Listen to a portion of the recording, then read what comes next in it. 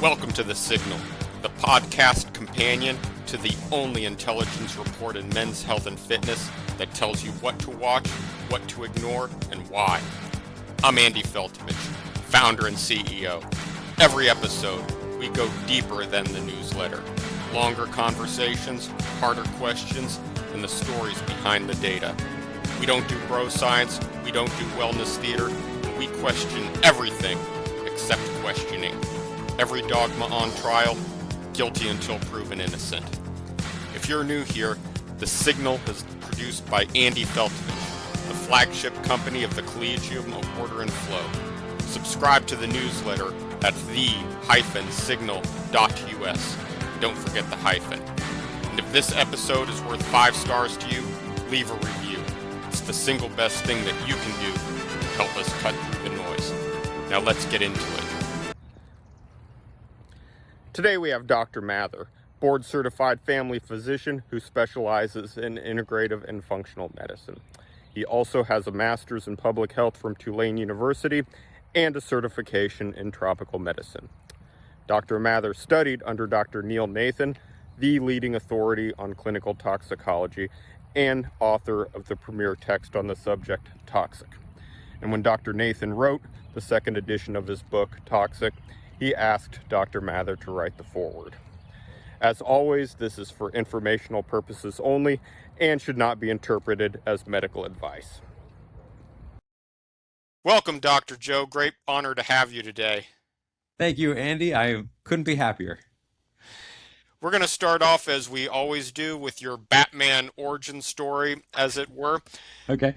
Especially make sure that you touch on the TM after your name, because I had to look it up when I first saw it in your signature, and then when I put it in the agenda, I think I messed it up again. So I'm just going to let you tell the story. Well, so I'm an MD with a master's in public health, and I have a particular master's in public health, a specialty in tropical medicine. Most people think it's transcendental meditation. That would be incorrect. So when I went to medical school at Tulane, one of the reasons I wanted to go is that they offered this degree, because in college I spent some time abroad in Calcutta, India, and so I thought for a while that I would do like Doctors Without Borders, and I wanted the broader perspective on health and the tools to kind of practice wherever. But as for as more recent origin stories, I always wanted to be a doctor, and at the end of my medical residency, family practice, I realized that my clinic patients just weren't better, right? I thought that by the end, if I just follow all the guidelines and I'm a good doctor and I'm listening and I'm caring and I'm really studying hard, that my patients would get better, but they just weren't. And this was my clinic patients, my diabetics, those with hypertension, chronic pain, fatigue, GI stuff. And so I said, there's got to be a better way. And so I found functional medicine and applied that. And then more patients got better, and then I got stuck. And so I said, there's got to be something else. And so I added a really deep dive into GI care in functional medicine. And then that got another chunk of patients better. And then I floundered for a while. And then I found out that mold was making kind of the last chunk of patients sick. Those were the sickest of patients that were coming in to see me. So I bothered Dr. Neil Nathan until he taught me his approach, and it was off to the races from there. So let's dig into that relationship with Dr. Nathan a little bit. And I told you before the podcast that I always try to tell myself that I'm going to shut up and let the guests do the talking, but we can't let that slide. We've got to unpack that relationship a little bit, because that's how we met. I read Dr. Neil Nathan's books about toxicity, and I got all ginned up about toxicity, and I said, yeah, we've got toxins, they're everywhere, and we got to do something about it. Yeah. And I looked online, and I ended up calling up you for a consult, and you kind of ended up slapping me into shape and calming me down. We'll maybe unpack that a little bit more, but before then, let's talk about your relationship with Dr. Nathan, because that's the reason we're here today. There are very few people who I respect on this planet as much as Neil. He's a innate healer. I think he's understood things kind of at a deeper level than most other doctors. And, I just love him. He's wonderful. He taught me not just kind of the science of how to think about mold toxicity, but how to heal patients. Because, healing patients is much different than treating their labs or giving them a prescription. The layers of healing that you have to do to get someone really well goes far beyond, just the basics, blocking and tackling of labs. And we can talk maybe about some of those techniques and some of the things that he taught me in particular. But that's why I'm so grateful, because I've always wanted to be a doctor, and I always wanted to heal patients, just as far as I could remember as a little kid. And although I had learned and studied from some really excellent, brilliant doctors, he was the one I felt like really taught me how to heal um, a little deeper. So I love the guy. Well, I'm glad you were able to share that personal anecdote because I've never met him personally. I'm familiar with his books, which are mandatory reading for anybody who's serious about health and performance. Toxic, The Sensitive Patient's Healing Guide. If they're not on in your library, then you need to get on it. Before we start, before we dive into this any deeper, I think we've got to clear up some terminology. So, full disclosure, toxicity along with inflammation, probably my two most hated words in this industry. Not Fair. because they're not important, they perhaps are the two most important things in this industry. The problem with toxicity and inflammation is that when you hear those words, they're invariably followed by some influencer who doesn't know what the hell he's talking about, who's trying to sell you some crap you don't need. So Yeah. let's clear the well. Let's unpack the terminology. Toxins, environmental toxins, toxicity. What do they mean? Okay, so the important distinction here is between toxin and toxicant. Now, this is a word that you won't see or hear very often, but toxin is a molecule produced by a bacteria, a fungus, for biological protection, right? It's kind of a defensive tool against other microbes or other people that has a distinct biological role in the environment, right? A toxicant is an environmental exposure, any substance in the environment that can cause symptoms or pathology. So we kind of group all these together, whereas they can be quite different. So you may have a toxin being, the hemorrhagic toxin from E. coli or the C. difficile toxin, right? Causes horrible diarrhea, and you may have aflatoxin, gliotoxin, ochratoxin, lead, radon, carbon monoxide as environmental exposures that can make you sick, but very different. Okay, so folks, we're already learning new stuff. Toxins versus toxicant. And let's Toxicant. talk, and if we're on the subject of terminology, maybe we can make some more delineations. True, true clinical toxicity versus incidental exposure to environmental toxins. Where do you draw the line there? Okay, that's perfect, Andy, because the first thing people need to know when they're searching up mold toxicity is that mold does not make everybody sick, and it doesn't make everybody sick the same way. There is a spectrum of things that can cause, um, and those things can be very different from mold toxicity, which absolutely does exist. So, when I'm evaluating a patient and I'm trying to understand, could this patient have mold toxicity? I look at it like this.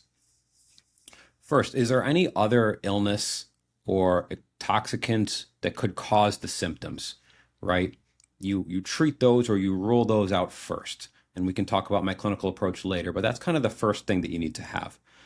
The second thing is you have to have clear exposure to mold. It can't just be like, yeah, maybe I've been in some moldy buildings. It was, I moved into that house, and 6 months later, I had chronic fatigue and depression and new Hashimoto's thyroiditis, right? So you have a clear exposure, and it doesn't mean that symptoms have to be all new. You can have flaring of current symptoms. If you have current issues, you move into a moldy building and all your current stuff triples in severity, that counts for me. The third thing I consider really important is a distinct clinical grouping of symptoms. And this helps us differentiate between mold allergy or some of the other things that can happen with mold as compared to toxicity. So if a patient is toxic, to me, they have to have chronic fatigue, and they have to have a neurologic or psychiatric symptom, right? So that's the kind of pairing of symptoms I'm looking for. Fatigue plus, mononeuropathy, fatigue plus motor weakness, fatigue plus dysphonia, um, fatigue plus brain fog, memory loss, or fatigue plus new anxiety, new depression, psychosis, right? Fourth is that for me as a medical doctor, and because people still don't understand that mold can cause illness, I want a biologic marker confirming this. And so the two tests I like to use are a urine mycotoxin test paired with blood work showing antibodies to molds, not the toxins, but to molds. So long answer. I hope that wasn't more than you were aiming for, but that's how I More, view mold toxicity. more than I was hoping for. No, on the contrary, you just kind of whetted my appetite. So you gave us a lot of helpful information there. One of the things that I hit on was the chronic exposure, not incidental. Uh, you caught a Yeah, whiff of this. because You I practice in New Orleans, right? There's mold everywhere, right? You go into any building in Southeast Louisiana, you're going to have some mold exposure. And the question is the exposure big enough that's going to be more than your body's innate resiliency and defense? And so yes, and different people are going to have different exposures and different resiliencies. Some people are going to be more prone to mold illness from their genetics, right? And smaller amounts of mold may make them sick. And so we have to understand that it's not that, if you're exposed to one little particle of mold that everything is going to hell. It just doesn't work like that. so let's talk about that a little bit more. Your individual susceptibility to toxins, and two, your innate ability to deal with it, Mhm. because you're, like you said, especially in New Orleans, or here it's not much better in Florida. You if you hold a 2x4 at arm's length long enough, you'll get some mold on it. So let's talk about, if you don't mind, Yeah. your body's innate defenses against incidental exposure, and how those work and how they get overwhelmed. Well, it's hard for me to say too much on that angle because I don't see those patients, right? They don't come into my office if they're kind of constitutionally strong and their immune systems are up. I see the patients who are more vulnerable to mold. So maybe I can tackle it from that perspective, Andy. And I see a couple commonalities for those patients who come in and they're more susceptible. One is hypermobility, so hypermobile Ehlers-Danlos syndrome. I would say 40% of my patients who come in with mold toxicity are hypermobile. So you ask them to, extend their elbows and they're going down, right? They can kind of do this. They tend to be gymnasts and doing yoga and Pilates. They're flexible. Their connective tissue is more bendy, and that makes them susceptible. Patients with traumatic childhoods, we would call them adverse childhood events, but people with neglect, abuse, those patients are their immune systems are more prone, more sensitive, more overprotective, and so they tend to overreact to mold. Those are the two biggest commonalities I would say. Wow, I was certainly not expecting that answer. Learning all kinds of interesting That stuff. means it was a good one, right? Yep, absolutely. So let's talk about your approach. One of the things we touched on in our pregame call is, uh, so one that we alluded to earlier is how you kind of slapped some sense into me. So I read Neil Nathan's book, which is a great book, but if you're not careful with your interpretation, it might scare you to leave the house, learning about all the different environmental toxins. But So I have to say, I mean, I'm biased. I wrote the foreword for his second edition, so I'm very biased. But this book changed my practice, the course of my practice. It's very dog-eared. My first version is very dog-eared and bookmarked. And the one of the things that brought me to him is that I would have patients come in and their copies were equally dog-eared, right? And they say, the first one, I remember, Dr. Joe, like, you have to read this book. And when someone does that, that tells you that it's better than the average thing, right? Um, yes, and but then you And then That's you why it's have, important. Not everybody's made sick by mold. So what you don't want to do is self-diagnose with mold and go off to crazy land and mold because it can be really hard and you don't and want to undertake something that's not needed, particularly if it involves $40,000 of renovations on your home or something outrageous. that's how we met. I went gung-ho crazy about toxicity and testing, and that's how what I alluded to earlier, you having to slap some sense into me, bring me back to earth.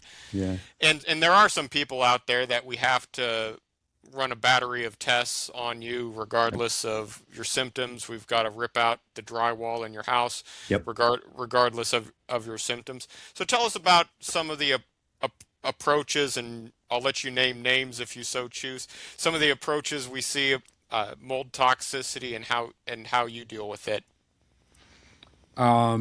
Which would you like me to tackle first? Kind of the general approaches out there or how I do it? Yeah, so we talked before about how you can go overboard, how you can go overboard with testing Sure. and environmental interventions, ripping out your drywall, etc. So if you Happy want to. to, Yeah. yeah, Okay. talk about some of the excesses in your profession, excesses and misapplications in your profession. Okay. So people who are made sick by mold, they become very overwhelmed, afraid, and defensive, and because they're afraid, they're more vulnerable to bad advice. Right? They're so sick, they're in so much pain, they're suffering, and they will do anything to feel better.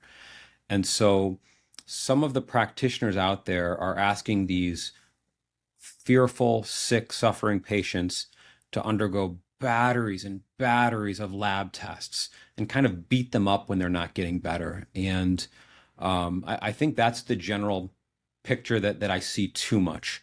And unfortunately, a lot of this comes from the physicians who are trained by Dr. Richie Shoemaker. So he coined CIRS, chronic inflammatory response syndrome. He coined and made that up for his kind of definition of how mold is.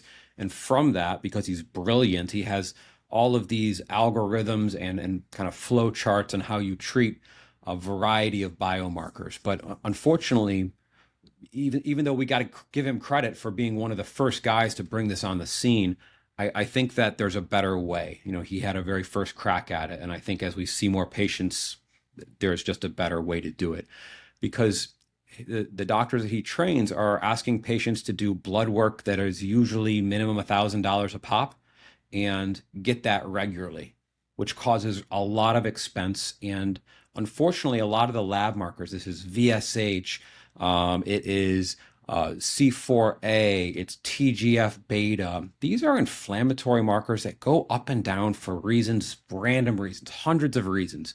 But these practitioners are saying, oh my gosh, your TGF beta is high. You have mold in your house. Start knocking down walls, right? Or you're not doing it enough because your TGF beta is high, your complement factors. And because so many things can do that's so unfair to a patient. You make them feel bad because their lab markers are up when it could just be random error. So I think that we have to get past that and recognize that doing too many labs can hurt patients. If it causes them more fear and it doesn't change your treatment plan, you shouldn't be ordering them. And that's part kind of the exciting conclusion of our first introduction, that first consult that we went on when you slapped some sense into me as I alluded to. Because I was all gung-ho about testing, and I actually had researched the exact tests I wanted to do, the labs I wanted to do, and I you were remember. like, You were going to go dude, big. Go yeah, big or go home, right? exactly. And you basically said you were professional about it, but you said basically said, Andy, put down the crack pipe and take two steps back. And it makes a lot of sense now that you're thinking about it. Now, I'm an economist by training. I like data. I You like want to the count data. things. I like tests. But again, an economist, Well, these things have costs and benefits. the from my perspective, the more tests a doctor orders initially, the least likely they're going to be able to help you. Because let's pretend the false positive rate of just any single test is 5%, right? If you order one test, you've got a pretty good chance of getting it accurate. But if you order 100 tests, all of a sudden you're going to get false positives. And then So let's say we've ordered a battery of a whole bunch of stool and saliva and hormones and blood and God knows what else, genetics, and you come up with 5 things that popped up. Which path do you go down? That doesn't make things easier for you as a clinician. Oh, most of the doctors, what they do then is they start treating all 5 at once, which means dozens and dozens of supplements, which means way more money, which means doing everything at once, and they never learn what's actually helping and what's making them feel sick. And so they just get completely lost and they spend their whole careers just wandering around random paths instead of what's a better, simpler way to get people better. And so you talked before uh, about context and individual variation. If they're like me, I come from a strength and conditioning coach background. One of Hmm. my specialties is body recomposition and weight loss. And I have people weigh themselves every day. I know personally my record is I think I had a 7 or 8 pound difference day to day. But that's just stepping on the scale. That's costless. That's if Yeah. if I pull $1,000 blood draw and you happen to get me on a bad day, an off day, that with no context and with only one test, that's a pretty expensive fluctuation. Hmm. So let's get into that in interpretation of tests because that testing is one of the things we'll talk a little bit more about how you one of more than any other people one of more than any other professionals really influenced my thinking and changed my approach to testing. But Appreciate that. let's talk about context because toxicology in the urine could mean one of two things. It could Yeah. toxins in the urine. It could be good or it could be bad. Hmm. And tell us about why context matters. Okay, so we'll use the urinary mycotoxins as kind of the example here. So I already mentioned that toxins can be produced by mold, and these are harmful to the body in a number of ways. And when you get exposed to these toxins from the environment, if you live in the developed world, or from moldy grains, corn, rice, if you lived in the developing world, right? That's where it's going to be oral intake versus environmental. You get exposed to the toxins, and the body has to get rid of them. And it gets rid of them in the stool through the bile, or it gets rid of them through the liver metabolizing them and uh, kicking them to the kidneys to remove the toxins. So if you get a really high mycotoxin test in the urine, it takes a bit of guesswork to say, is this because this is perhaps a really young patient with brand new, fresh kidneys and liver cells and they just pump out the toxins, which is great, right? Or is it someone who's just being exposed to a huge number of toxins? You have no way of knowing, right? The other issue is that the one of the labs, real-time lab, that I actually like the most, isn't corrected for urine, right? So you can have a really concentrated urine sample or a really dilute urine sample, and you can't tell, they don't tell you that. And so you can have error there. This is why I will get a one-time urinary mycotoxin, and I encourage my patients not to retest it. There's too much variability. I don't think it's worth the fuss, and it keeps costs down. But I've done enough of these that I can kind of have a sense now for where they're going to be. And so it's still a useful clinical tool for me for diagnosis. I do pair it with blood work, I think, to give me a little bit more accuracy. But what we don't want to do is follow the urine mycotoxin test time and time again, and it drives us crazy. It drives doctors crazy. It drives patients crazy. Okay, so we're here, and now we see the toxins down. Is that because they're all out of the system, right? Or that's because we have less exposure? Toxins are up. Is it better detoxification, or am I being exposed more? You just go crazy, and so I think we need to be careful about labs, particularly labs that don't have a kind of gold standard validation. And unfortunately, we don't have that for most of the tests that we want to use in mold. Yeah, that's one of my criticisms. So I alluded to the influence that you had me, that you had on me, and it one of the things that came out of our initial contact was I just after I settled down from my initial enthusiasm for testing, I thought to myself, I thought about the fetishization of testing in this industry, especially other health and performance coaches Let's like talk myself. about that. Yeah. and you can and you see it in their marketing, right? It's like, oh, we have the most exhaustive panel of tests you're gonna get, Yeah. and we Yeah. analyze everything. And you've even in our brief conversation, you mentioned a few things before the individual test, the sequencing, the context matters. So, is there something you were going to add to that? Well, I think that unfortunately we have to talk financial pressure if we're going to talk about why there's so much on testing. I think our society, we just like data. We like being able to make things black and white. And the promise of a test is that you will have a definitive answer, right? This thing will be bolded and therefore it's a disease, and this thing won't and it's okay. This thing is low, so it's a deficiency. And we want to be able to make a very complicated, ever changing biologic organism into black and white so we can deal with it. But labs are rarely that. They are almost never that. So we want to be careful. Now, it's very convenient for lab companies to generate positives, right? So if they have any little wiggle room on their reference range, they want to generate a positive because that means it's more likely that the patient or the doctor is going to reorder. And there's no one checking this. There's no one checking what is the best reference range for your secretory IgA in your stool test. Is that for men? Is it for women? Is it for all adults over age 20? Did you include black people? Where is this coming from? Where is the ethnicity?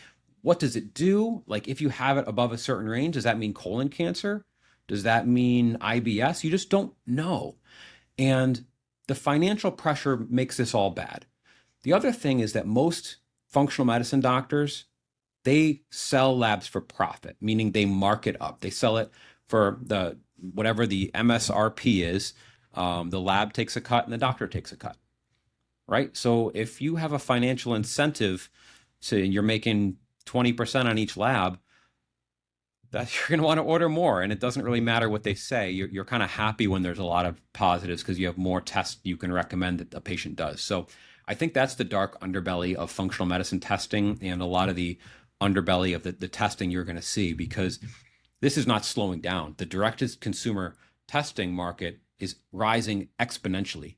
And so you're going to have a lot of patients getting a lot of junk because these companies don't have an incentive to validate and see what is a good marker for your health. They want to make money. It's their companies. I mean, you can't really be mad at them, but if you don't understand that, then you're likely to do yourself a lot of harm. Yeah, so you're already the education, the mentor-mentee relationship continues. You're already making me think more broadly about it. I hadn't thought about the perverse incentives so much as just the It's hard if you're not in the middle of it. If you don't see, yeah, patients coming in and there's a clinician in my community and it's the same like 8 pages of lab work and there's always a pile you got to follow it up and it's the same one they do every time. Yeah, I see patients who come in and they'll upload PDF after PDF after PDF of like 20 years of testing and they're still sick. And so at one point you're saying, I'm not going to look at your labs, like honestly, because you've done them and you're not better and you've been sick for 20 years. Let's yeah. start new and just listen and think. And most of the time, you'll get the answer there. I'll stop talking in a moment, Andy, but this stuff is really Please go important ahead. because this is really killing the field of functional medicine. If functional medicine is going to die, it's because it just gets overwhelmed by profit seeking in supplement companies and lab companies and doctors not being smart enough to figure out that they're being led around, right? We complain a lot about how the pharmaceutical industry has dominated, what gets published and what doesn't, and where the money is and what gets pushed in conventional medicine, right? And we are rightly angry about that, and that's one of the reasons why a lot of us look into integrative or functional medicine. But there are really perverse incentives, as you say, in the labs and supplement companies. They spend a lot of money marketing on the conferences. If you go to conferences, it's kind of a supplement and lab fest. And that should tell you a lot about the underbelly of the field. Well, that's why I have a saying that there's no substitute for frontline intel because, like you said, unless you're living in the middle of it and you can see the dark underbelly, Hmm. you never know. From my standpoint, the what I see is the testing as a substitute for doing something. You get You know, you get the dopamine hit of, yeah, I'm doing something, and then yeah, I mentioned something similar to patients. I'm like, a test will never heal you, right? If you have the choice between spending $500 on a test or $500 on a gym membership, and you're going to put on, 2% body mass, a muscle, go spend that resources on the gym every day, right? Um, so there's so many, we talk about how we spend patience and how we can actually help people, but I think people kind of overlook that testing doesn't make them better. exactly, testing doesn't make it better. Spend that money on a gym membership. Let's talk about what does make you better. So we kind of talked about a genuinely sick person, not somebody who has Hollywood toxicity and they need a cayenne and lemon pepper shake, detox shake. Somebody Uh, comes in with a true clinical toxicity. So let's walk you through that initial contact to resolution. well, first, I'm stealing Hollywood toxicity. That's gold. Uh, Second of all, so when I have a patient come into my office, I'm a medical doctor, and so the first thing I have to do, because a lot of them will come in and say I have mold toxicity. My first job is there anything else going on here? Not just to say you've got mold toxicity, but think about all the things that could be causing the symptoms. So very broadly speaking, I have a three-part heuristic in my brain whenever someone comes in to see me. And the first is kind of the widest, most important base. And these are the general, I call them fundamentals. They're lifestyle changes. They're things that are basically free and they're the least likely to hurt you and they're the least likely to make you better. And for some patients, if you don't fix this, for all patients, if there's a problem here, you're going to struggle on higher levels. So you have to get the basics done first, right? So that's the first part, is that they meet the general fundamentals, and we can unpack those later if you like. The second is almost always the gut, right? You've done the fundamentals, they're still sick. What can you do with the gut? Because the gut is really easy to treat. You put things in the digestive tube and it's right where you want it to fix, right? You change your diet and it's right there. And this is the second piece, because fixing the gut is most likely to clear up other symptoms. It's the one organ system that's most likely to give you benefit outside the GI, right? We know the gut thyroid axis, the gut brain axis, the gut skin axis. You'll fix the gut and you'll see rosacea and acne drop. You'll see cognition and brain fog improve. You'll see improvements in body composition and lipids. And so when I'm working with patients, if we haven't done, if the fundamentals are there, then I go to the gut almost always, right? And then the third is disease specific. So a lot of people would say, it's environmental, gut, and then toxicity does everything, or Lyme does everything. But I think that this is where the most skilled practitioners have a very wide experience in a lot of different illnesses, because these are the things where it's going to be a little bit different if the thing on top is heavy metals versus rheumatoid arthritis versus an autoimmune thyroid disease versus mold toxicity. They're going to be treated differently, and you can need different things. So a lot of my patients, 40% are mold. It's do the fundamentals, fix the gut, then go to the things that help mold. But that's not universal in my practice, right? Well, thank you. That's extremely helpful. So let's talk about let's talk about what happens with the toxicity. So you get to the top of the pyramid, and they've got actual mold, serious clinical mold toxicity. And one of the reasons I bring this up is the dangers of DIY, do it yourself. How you can, if you don't know what you're doing, you can actually make it worse. Absolutely. Okay, so we have we'll say a standard mold patient. So the fundamentals for them are going to be not being constipated, not being exposed to more mold than their system can handle, right? That is just, if they're being exposed to more mold than their system can handle, they're not going to get better, right? So you have to make sure that's done. Many of them have mast cell activation, and if you don't calm the mast cell, you'll have trouble giving them the treatments they need higher up. A lot of them have what's called limbic dysfunction. And limbic dysfunction is where the brain is trying to protect you, It feels poisoned and toxic. And so it tries to protect you, but it does so by having you react to a lot of environmental stimuli. So this is where people may have EMF sensitivity or multiple chemical sensitivity, or that might be driving MCAS or other immune responses. If you don't clean those things up, you're not going to get well. There's also sleep disorders, right, are really critical here. I see a lot of what's called upper airway resistance syndrome, which is kind of the evil cousin of sleep apnea. And this holds a lot of people back. A lot of chronic GI issues hold people back. So then you're kind of have moved there to the gut. And you need to fix constipation if you're going to get mold better. And a lot of patients tend to develop secondary GI problems from the mold, yeast overgrowth in particular.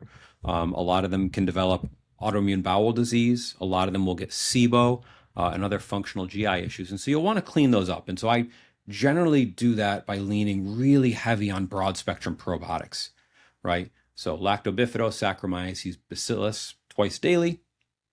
And the beautiful thing is here is that many of these species will either directly bind to toxins or change how well we can detoxify. So my little secret is by doing the gut, I'm kind of doing a little bit of everything with the probiotics. And when I added this to my practice, my patients got better a lot quicker. So we've gone to the gut, and then it's move up to mold. And what are the things that help with mold?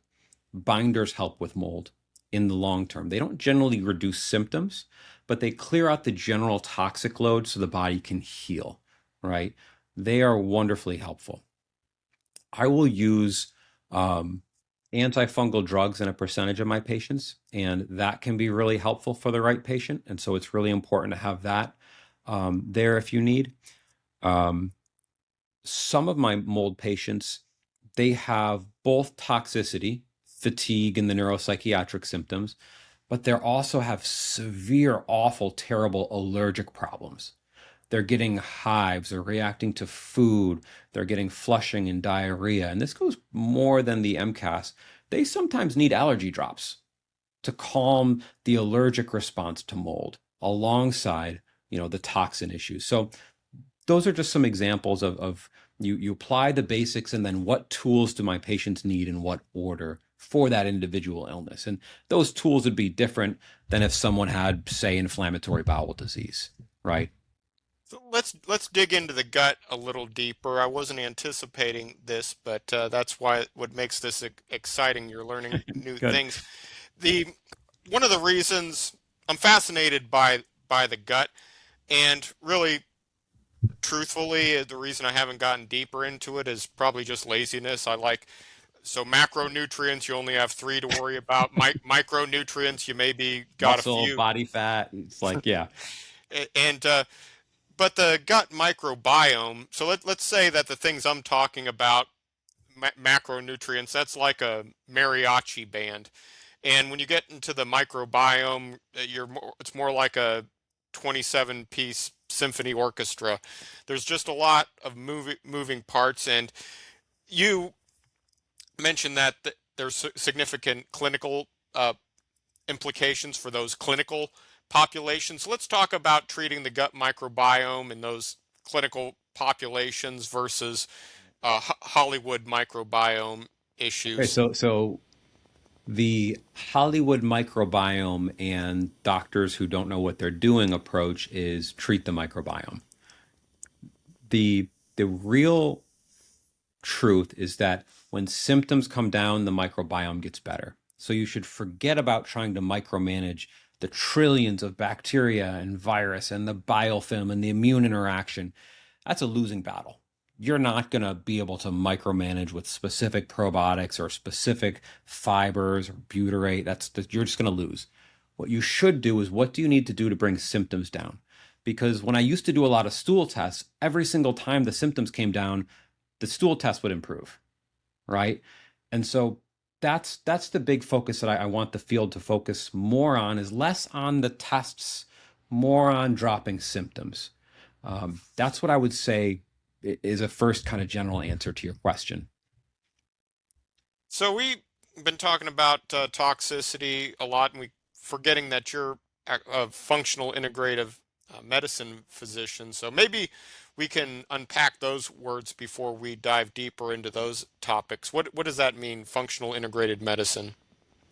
Okay, great. So I they're used interchangeably, and so I'll hear alternative, holistic, integrative, functional, kind of from homeopathic. I'll hear those kind of terms used interchangeably. So I think it kind of means the same thing to most people. So I think the average patient thinks this is someone who does more than just prescribe medicines and order the standard labs. That's what I think they interpret, and they use whatever word. But in my mind, they do mean different things. An integrative physician, these are the physicians who several decades ago started adding modalities to Western medicine. So it was, let's add hypnosis to what we're doing. Let's add acupuncture to this. Let's add some herbs to the base. So it's kind of like conventional medicine plus a little flavor. And there's nothing wrong with that. I think that's better than just conventional medicine. But to me, functional medicine is a question more than a thing. It's what is driving my patient's symptoms and illness? And more importantly, what do I need to do to fix it? What is the root cause? But you don't just want to find the root cause. It's what will, when I treat it, reduce my patient's symptoms or lower illness. That to me is the definition of root cause. What that's different than most of my colleagues, who for them, functional medicine is new lab tests. It's tons of supplements. It's a focus on nitty-gritty genetics or microbiome. And the reason for this is that functional medicine is a relatively new offshoot in medicine. And it was most influenced by Dr. Jeffrey Bland, who is not a clinician, but a biochemist, a PhD biochemist with deep roots in the supplement industry, right? So as he was one of the major charismatic, brilliant guys guiding functional medicine, it definitely colored where the field went. And so you'll see lots and lots of lab tests, lots and lots of supplements, lots and lots of nutrient replacement, ideas that if you just fix nutrient deficiency, things will get better. That's kind of how a lot of people approach it, as a collection of advanced tests and supplements and herbs that are different than conventional medicine. But I think the field needs, that's good. It's better than just, I'm going to order a CBC, CMP, TSH and tell you you're fine. There's more value there. There's so many things that do help here, but that is a dead end. It's too expensive. It can't reach enough patients. And it ultimately has too many ideas in there that just don't work. So what we need to do is move functional medicine from this testing supplement craziness to more of a practical, what actually reduces symptoms? What is the root cause of the hypertension? What is the root cause of the IBS? Because those can be different things. Or you could have someone with chronic fatigue and depression, and some might be mold, but some might have carbon monoxide or lead toxicity or one of 100 things. So that's the big distinction that I want the field to go in. Preoccupation with labs to preoccupation with reducing symptoms and disease. Wow, amazing. We're so much on the same page with our approaches, even though we approach health and performance from the different perspectives, physician versus strength and conditioning coach, focusing on root causes and leverage points and triaging pain points.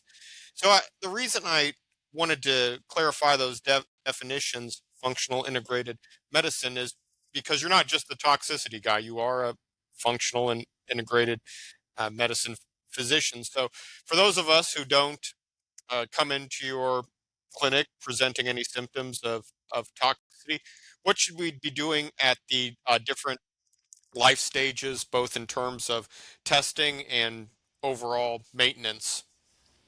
My answer here is that everyone already knows that you should eat healthy. Everyone already knows that you should exercise, right? That's kind of, people now kind of think that's all you have to do. But from my perspective, the thing that's missing the most, that is usually more important than those, is sleep. Quality of sleep, amount of sleep, making sure there's no sleep pathology. And there are so many even advanced toxicity cases that come in and they've had sleep apnea the whole time. They've had upper airway resistance syndrome, and we popping open their nose and we do a dilator and we do nose spray and they're just better.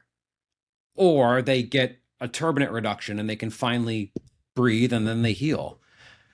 Sleep is so important. And in our American do more productivity, I'll sleep when I'm dead bull crap, we don't prioritize this, but it's way more important. You'll become psychotic within a few days of not sleeping, right? And we know that you don't become psychotic after a few days of fasting. In fact, you usually feel a whole lot clear-headed and great. And you won't become psychotic if you don't exercise in a few days. So some people might, but they Okay. might want to check their So we schedule. we've got the holy trinity of sleep, diet, and exercise, and to that, what other testing and what other things do we need to be doing at our different life stages from just a general maintenance and physical and annual checkup perspective? It's different for everybody, Andy. Maybe if you ask me for a particular group, I can Okay, give you a better let, answer, but there's let's not like one more big principle, at least it doesn't come to my mind right now.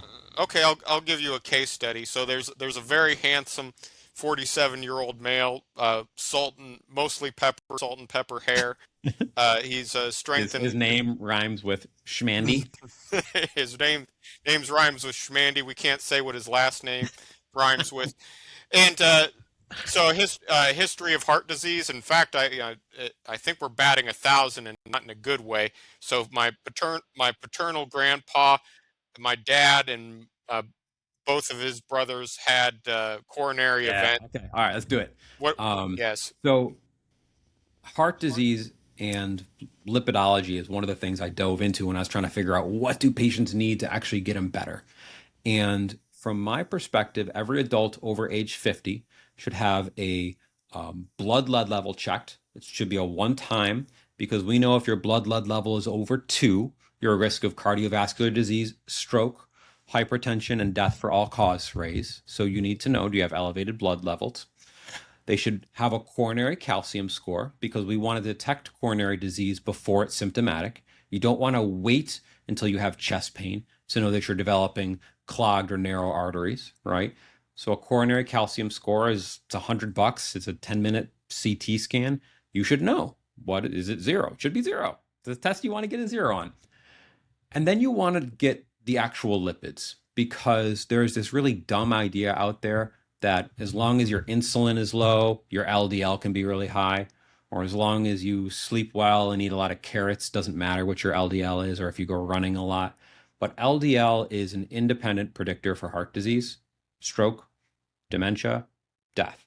The higher it is, the higher those things are. So for me, it's kind of silly to ignore that. You want to get your patient eating carrots and running and exercising, but you can't ignore that. And so a lipid panel with something called an ApoB, apolipoprotein B, and something called lipoprotein little a. They give you the rest of the color you need to make sure that the $5 lipid panel is accurate. Shall I tell you a little bit about ApoB and LP little a, or is this too much in the You weeds? know what? Let's go. Let's go there. All right. This is the ultimate health and performance nerd out. How much can we get in 1 hour? Yeah. So the lipid. Now this is what people call LDL. They call bad cholesterol, which is again pretty stupid. If someone says bad cholesterol, it means they probably don't know what they're talking about. Because an LDL is a bubble, right? And inside it has triglycerides and cholesterol. So it is not cholesterol. It is a carrier molecule for cholesterol. Okay. And the $5 lipid panel that we run from a standard lab estimates LDL. And about 20% of the population, that LDL you get, it's not accurate. It might be lower, it might be higher, but you need to know. And so the way we can do this is that every LDL has a protein on the outside. So we got this bubble and there's a protein kind of wrapping around the outside. And it's called ApoB. And what you can do, relatively inexpensive, is count the number of ApoBs. You have to actually go out of your way to order it, but that gives you an exact count of your disease-causing particles. So there's a few more, but that gives you the best accurate count. And then the other is, so you want to get that to make sure your panel is accurate, right? And that's the one to track if you're trying to really see how low it is without interference from a bad calculation. The other is LP little a. About 20% of the population have what I call the evil twin of LDL. So you have the normal bubble with triglycerides and cholesterol, and it's floating through your bloodstream. But the LP little a, 20% of the population have this, has a tail. So you got that bubble with a tail. And that collects kind of garbage, oxidative inflammatory molecules. And when this guy runs into the bloodstream, into the blood vessel, it does more damage. So it's more atherogenic than an LDL. It causes more disease. And this is something that every adult at 50 needs to get, because you need to know, am I genetically susceptible to have a higher risk from this evil form of LDL? There's usually 3 or 4 cases a year where someone comes in for a screening and their LDL is normal and they're healthy, and we get the LP little a and the coronary calcium score, and their coronary calcium score is way advanced for their age. Their regular lipids look great, but the LP little a is high. And if you didn't know that, you wouldn't know to treat them aggressively, right? And this is a big deal. The risk is pretty tremendous when you have LP little a, and there's usually a story in like the New York Times for like a runner eating celery and he just dies at age 55.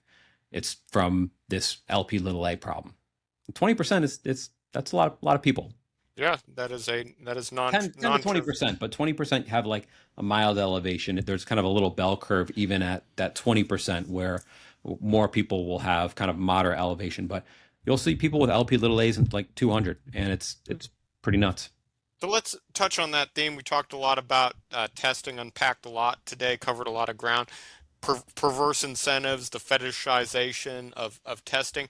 And you, again, kind of shaped my approach, my thinking about this. You said testing not so early that we scare you, not so late that we can't do anything about it. So the Goldilocks, I thought that was smart. the Goldilocks prince. Yes, I'm Paraphrasing. You're making me sound smoother. the so that's your new eponymous saying, the Goldilocks principle of testing. What I like to do is when I'm working with a patient and they have SIBO, right? I know the normal timeline in which I expect them to get better, right? If they're not significantly better at the 3-month mark, I'm missing something. So that would be the time to say, okay, what am I missing?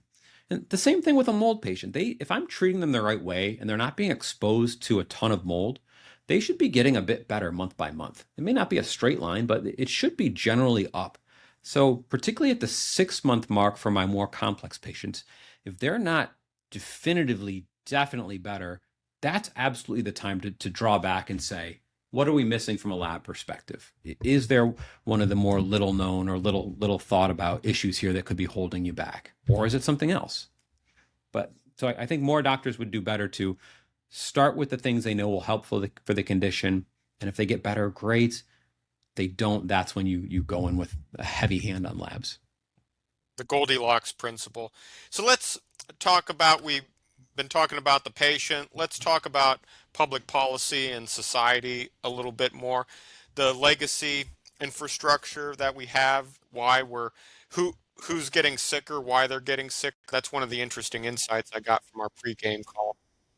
So thank you for asking, because I get to use that Masters of Public Health a little bit that I spent so much money for. When we think about mold, I see way too many teachers with mold toxicity. And the reason why is that our public schools, the infrastructure is failing. You've got old ACs, you've got hanging old outdated drop ceilings. These buildings are not have been renovated or updated with modern building principles. They're leaky. They've suffered water damage over time just from old aging buildings. And so I think we need to take a look as a society on where are we spending resources. We need to rebuild public infrastructure. Cities halls should not be full of mold. Libraries should not be full of mold. Our public spaces should not be full of mold. The place where we teach our children, a lot of them are being exposed to neurotoxins that affect their brain directly. We have to ask ourselves, are some of these behavioral problems at school related to toxin exposure. There's more of this going on than you would think. And that has catastrophic consequences on our society moving forward, right?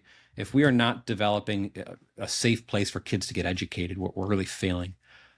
The other piece that I often think about is how mold is tested for in our society. There's a kind of gold standard that you do air samples, and you would put like a tripod, right? You got a tripod in the middle of the room, and it's collecting spores, right, in the middle of the room. But where's the mold grow? It's not growing in the air in the middle of the room. It's in the wall.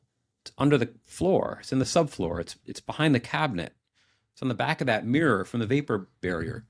And so we're testing for it where it doesn't really exist. And they would say, okay, well, if the spores in the middle of the room are higher than the spores outside, it's a positive test, which is quite frankly ridiculous because most of the time, if the spores are higher in the room, you just see the mold on the ceiling. You just see it crawling through. There's no question, right? But the reason why this testing persists is that you can reassure a lot of people. Oh, it's fine. So you are a big multimillionaire with huge office spaces. Oh, it's fine. Look, we did the testing. It's fine. I know that half your floor are constantly sick with sinus infections and they have new PMR and that person has thyroid and this person has autoimmune bowel disease and they didn't have that before working here. We know that, but it's not the building, right? It's people are hiding behind this really poor testing modality when it takes an expert to really come in and say, is there mold in this house? Where could it be? And even the best mold inspectors in the country will miss mold. It's hard to find. And so we need to move on from this idea that just air testing is sufficient to declare a building safe or not. That's an interesting insight. By the time it gets bad enough that the test will detect it, you don't need a test. That goes back to Bob Dylan, don't need a weatherman to know which way the wind blows. That's right. Well, doctor, unfortunately, we're coming up on time. All good things must come to an end. So Hmm. that brings us up to the lightning round. Uh-oh. So what is one health trend or product you would like to see go away or at least stop hearing about? I would like to stop hearing that MTHFR is the cause of all chronic disease. It's a gene mutation that's usually insignificant, except for in psychiatric problems. But because doctors and supplement companies like to sell methylated vitamins, you hear that MTHFR is the cause of all evil. That's learning news, learning something new every day. So you spent your career helping patients who are failed by everyone else. What is the one thing you that wish you could change in conventional medicine? Easy. I would make the TSH test, I would make the range higher because patients don't benefit from treatment with thyroid hormone until the TSH is 10. And they usually only benefit if the TSH is above 10 and the free T4 is low. I'm saying this because 23 million Americans are on thyroid hormone and probably 21 million Americans don't need them. So we have this epidemic of thyroid prescriptions going out to people who don't need it because doctors don't understand the labs. They're seeing any tiny bump in the TSH and they put them on lifelong hormone. And this is not just conventional doctors. This is the functional medicine doctors because they're taught that you have to optimize a thyroid. It's dumb. It's harmful. It's wrong. All of the science says it's dumb and wrong and harmful, but it's very hard to convince people who dogmatically believe things that they're wrong, particularly if it's the doctor who taught them did it that way and they did it this way and they go to Institute of Functional Medicine and learn it, but it's really harmful. And Synthroid should not be the first most prescribed medicine in the US when true hypothyroid affects 0.2% of the population. So that's interesting. I said this is the lightning round and we were almost done, but I can't let that go. Is it really that and I get it. Ideas become entrenched. I fight a lot of this in the strength and conditioning world. It's builds character. That's how I came up the hard way and so do you. Never Yeah, never mind that empirically this is making you a worse athlete. So is it really that it's that really simple? that bad. It's really that bad. It's a crisis. It's an epidemic.